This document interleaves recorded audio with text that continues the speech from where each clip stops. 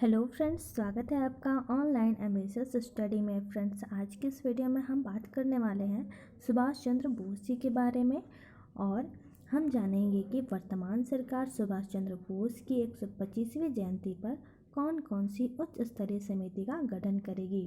तो सबसे पहले हम सुभाष चंद्र बोस जी के बारे में जानेंगे, उसके बाद हम समितियों के गठन कौन कौन सी गठन करेगी सरकार उसके बारे में जानेंगे।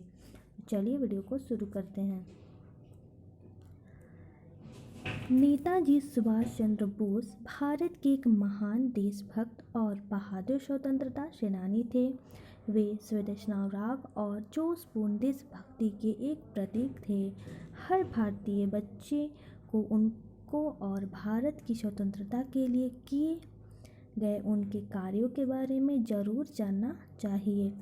इनका जन्म 23 जनवरी 1897 को उड़ीसा के कटक में एक हिंदू परिवार में हुआ था। उनकी प्रारंभिक शिक्षा उनके अपने गृहनगर में पूरी हुई थी, जबकि उन्होंने अपनी मैट्रिक कोलकाता के प्रेसिडेंट कॉलेज से किया और कलकत्ता विश्वविद्यालय के स्कॉटिश चर्च कॉलेज से दर्शनशास्त्र में ग्रेजुएशन पूरा किया।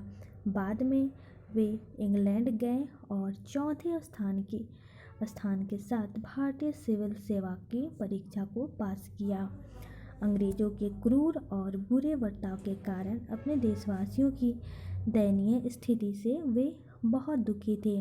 भारत की आज़ादी के माध्यम से भारत के लोगों की मदद के लिए सिविल सेवा के बजाय उन्होंने राष्ट्रीय आंदोलन से जुड़ने का फैसला किया।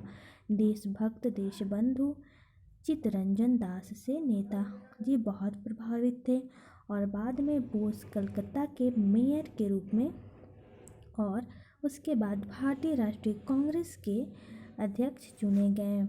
बाद में गांधी जी से वैचारिक मतभेदों के कारण उन्होंने पार्टी छोड़ दी। कांग्रेस पार्टी छोड़ने के बाद इन्होंने अपनी फॉरवर्ड ब्लॉक पार्टी की स्थापना की।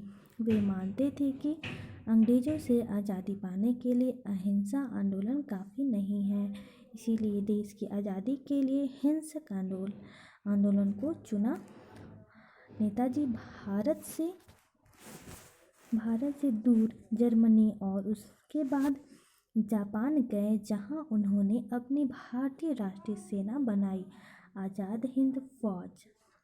ब्रिटिश शासन से बहादुरी से लड़ने के लिए अपनी आज़ाद हिंद फौज में उन देशों के भारतीय रहवासियों और भारतीय युद्धबंदियों को उन्होंने शामिल किया। सुभाष चंद्र बोस ने अंग्रेजी शासन से अपनी मातृभूमि को मुक्त बनाने के लिए तुम मुझे खून दो मैं तुम्हें आज़ादी दूंगा कि अपने महान शब्दों के द्वारा अपने सैनिकों को प्रेरित किया।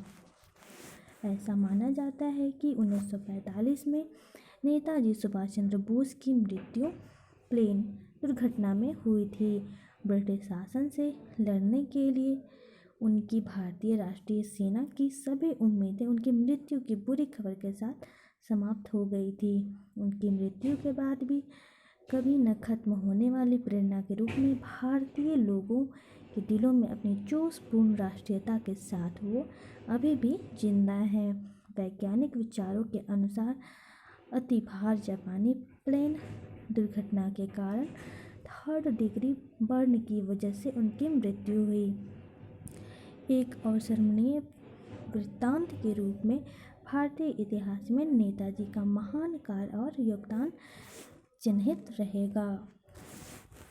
अब फ्रेंड्स, हम जानेंगे कि नेताजी सुभाष चंद्र बोस की 125वीं जयंती के लिए सरकार उच्च स्तरीय समिति का गठन करेगी उसके बारे में।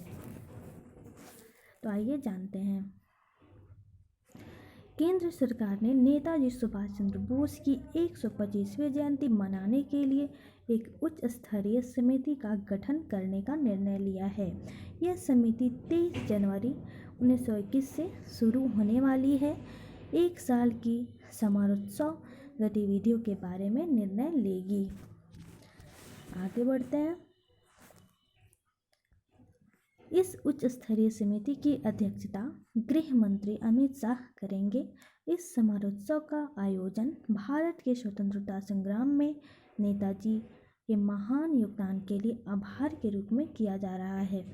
इस समिति के सदस्यों में विशेषज्ञ, इतिहासकार, लेखक, नेताजी सुभाष चंद्र बोस के परिवार के सदस्य, आज़ाद हिंद फौज से जुड़े प्रतिष्ठित व्यक्ति शामिल होंगे।